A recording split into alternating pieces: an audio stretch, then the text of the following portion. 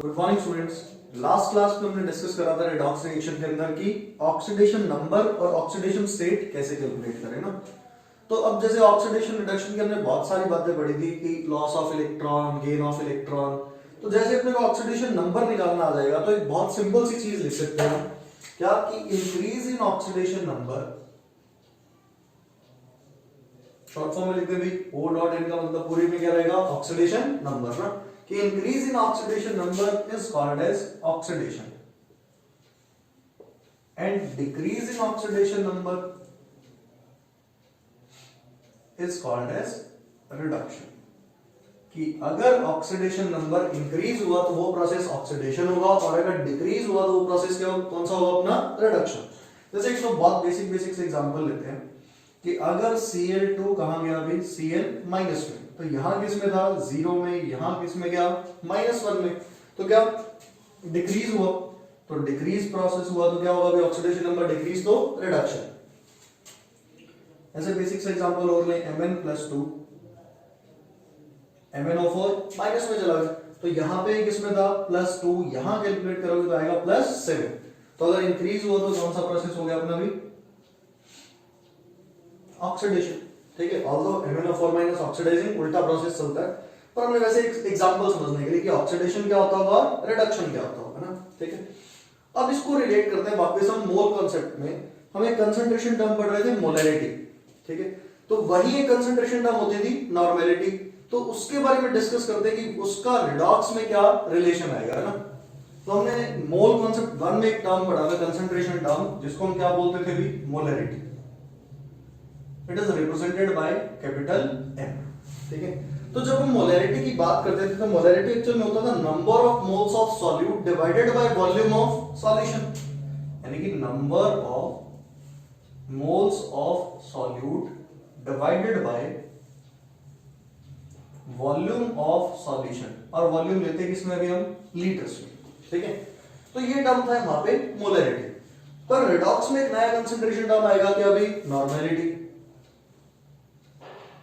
Normality को represent करते हैं हम कैपिटल N से। ठीक है, यहां थे नंबर ऑफ मोल्स, यहां एक नई चीज आती है क्या नंबर ऑफ ग्राम इक्विवेलेंट्स। मैंने लिखा number of gram equivalent of solute, नीचे सेम ही है क्या वॉल्यूम ऑफ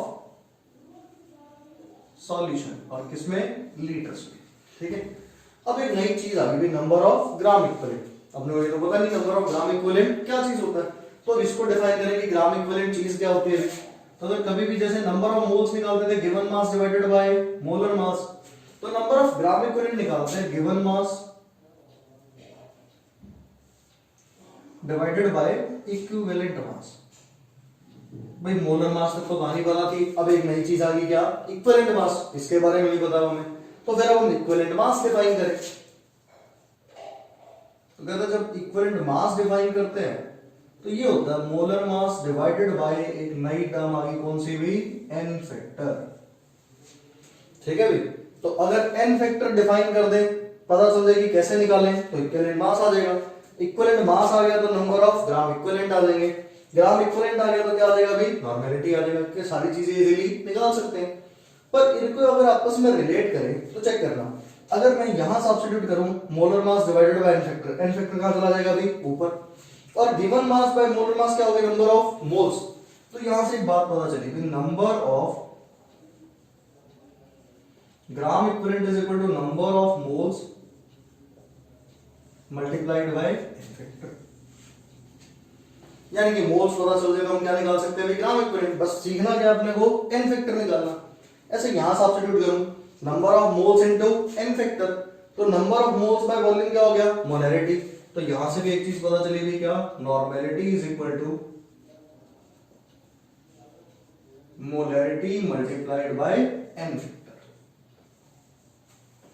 तो देखना इस पूरी चीज का कंक्लूजन ये आया कि अगर हम n फैक्टर निकाल लें तो हम इजीली ग्राम इक्विवेलेंट भी निकाल सकते हैं और नॉर्मेलिटी भी निकाल सकते हैं। तो जैसे हम n फैक्टर सीख जाएंगे नॉर्मेलिटी ग्राम इक्विवेलेंट सीख जाएंगे तो मोल 1 के क्वेश्चन भी मोल 2 से बहुत इजीली सॉल्व कर पाएंगे। ठीक है, तो अब स्टार्ट करते हैं कि कैसे हम n फैक्टर को कैलकुलेट करें। बहुत सारे केस है, एक एक करके सारे डिस्कस करते हैं। तो अब स्टार्ट करते हैं अभी एन फैक्टर की कहानी से ना। तो अगर अपने को एन फैक्टर निकालना हो तो किस चीजें से कैसे कैसे निकालते चले। तो देखो सबसे पहले बात करते हैं एसिड और बेस के लिए ना। तो जो सबसे पहला केस बात करेंगे हम क्या लिखेंगे, n factor for Arrhenius acid and, क्या पहले एसिड की बात कर ले भाई, अरेनियस एसिड और एक कौन सा एसिड होता है अभी अपना, ब्रोंसेड एसिड। दोनों क्या होते हैं अभी, सेम ही होता है ना, ठीक है। तो कहता है अरेनियस एसिड होता है कि ऐसा एसिड जो H+ आयन रिलीज करे, वो कौन सा है अभी, अरेनियस। और कोई एक ऐसा सब्सटेंस जो प्रोटॉन रिलीज करे, वो कौन सा है, ब्रोंसेड एसिड। तो प्रोटॉन और H+ दोनों क्या बात है अभी, सेम, ठीक है। तो इनका जो एन फैक्टर होता है वो क्या होता है, number of replaceable H+ ions. बस जितने वो H+ रिलीज कर सकता है उतना ही उसका क्या होता है अभी, एन फैक्टर होता है ना। जैसे एग्जांपल देखते हैं, जैसे HCl एक H+ दे सकता है, एन फैक्टर कितना भी 1। H2SO4 कितना H+ दे सकता है, 2, तो एन फैक्टर कितना है इसका, 2। अच्छा अगर ऐसे बोल दे कि H2SO4 जाए HS4 माइनस में रहे, HSO4 नेगेटिव में, तो अगर एक H+ देगा तो एन फैक्टर 1, पर मैक्सिमम कितने दे सकता है, 2। जैसे H3PO4 एन फैक्टर कितना, 3। ऐसे 2-3 और याद कर लेते हैं अभी, H3PO3 इसका एन फैक्टर कितना होता है, 2। H3PO2 एन फैक्टर कितना, 1। तो जबकि एसिड की बात करेंगे तो जितने H+ रिलीज करेगा उतना ही क्या मिलेगा उसका भी एन फैक्टर ना। ऐसे अगर बात करें अरेनियस बेस की, यानी क्या लिखें, एन फैक्टर 4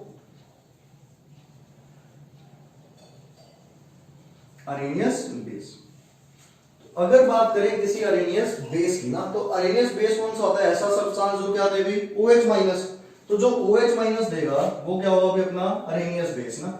तो इसमें क्या होगा, नंबर ऑफ रिप्लेसेबल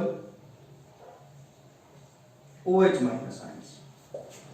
तो जो भी बेस जितने OH- देगा उतना इसका क्या मिलेगा अभी, एन फैक्टर मिलेगा। जैसे बेसिक सा एग्जांपल NaOH एन फैक्टर कितना, 1। BaOH whole twice n factor कितना, 2, ठीक है। अब देखना बहुत जगह कंफ्यूज कर रहे हैं, जैसे ये देखना एक साल नीट का क्वेश्चन ही है, इस फॉर्म में लिख दिया BOH होल थ्राइस, तो देखने में क्या लगा अभी कैसा भी है बेस, तो एन फैक्टर कितना लिख देते हैं अभी, 3। पर ये बात क्या है इसकी, गलत है ना, ठीक है, क्योंकि ये बेस है नहीं, इट इज एसिड। ये सिर्फ रिप्रेजेंट करने का तरीका, एक्चुअल में है क्या ये H3BO3, it is boric acid, ठीक है। अच्छा बोरिक एसिड एक ऐसा एसिड है जो खुद का ना तो H+ देता है ना OH- ना, ये करता क्या है, वाटर से रिलीज कराता है। इसको रिप्रेजेंट करने का एक मकसद है ना, ऐसा H2 क्या बनाता है, BOH4 नेगेटिव और साथ में क्या भी H+। तो यानी कि वाटर से क्या रिलीज करवाता है, H+ ना। तो इसलिए क्या है, बोरिक एसिड से ये क्या होता है, इसका एन फैक्टर कितना, 1 एज ए एसिड, ठीक है, क्योंकि पानी का एक H+ क्या करवा रहा है अभी, रिलीज ना, ठीक है। पर बात करें ब्रोंसेड बेस की ना, तो वो डिफरेंट होता है ना। जो प्रोटॉन रिलीज करे वो क्या होता है, ब्रोंसेड एसिड, और जो प्रोटॉन एक्सेप्ट करे वो क्या होता है, ब्रोंसेड बेस। तो अब उसकी बात करते हैं। तो अब बात करते हैं एन फैक्टर फॉर ब्रोंसेड बेस ना।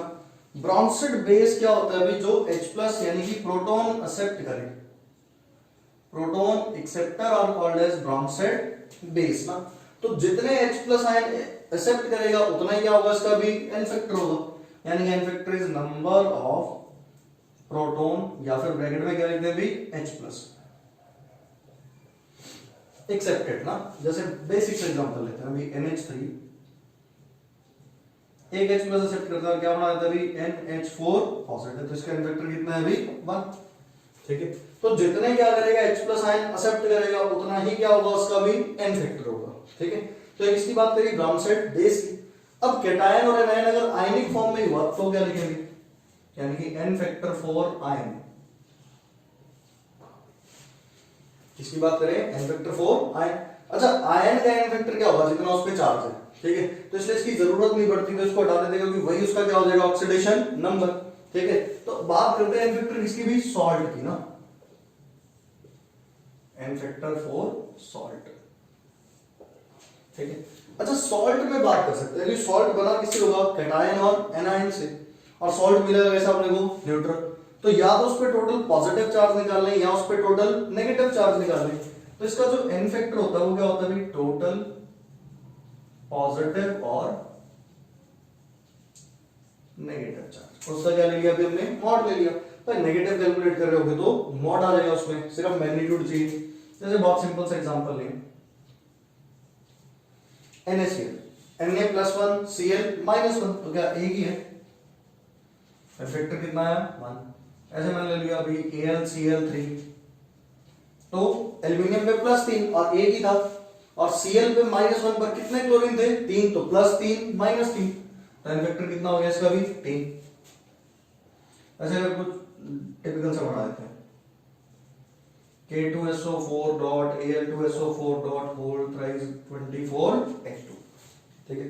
अब अगर इसको आयनाइज करें तो आयनाइज होगा कैसे, दो पोटेशियम मिले, यहां से क्या मिला भाई सल्फेट, दो क्या मिले अभी एल्यूमिनियम +3, और 3 क्या मिले अभी सल्फेट। चाहे टोटल पॉजिटिव कैलकुलेट कर लो, यहाँ पे +2 और यहाँ पे +6, तो टोटल कितना हो गया प्लस का 8। 3 और 4 सल्फेट, एक पे -2 तो भी कितना -8, तो इसका एक वेक्टर सॉल्ट का कितना होगा अभी 8। कितना मिला अपने को 8 ना। तो ये किसकी बात करी, एन फैक्टर फॉर सॉल्ट की, ठीक है। अब आगे चलेंगे, एन फैक्टर किसी ऑक्सीडाइजिंग एजेंट की, किसी रिड्यूसिंग एजेंट की बात करते हैं ना।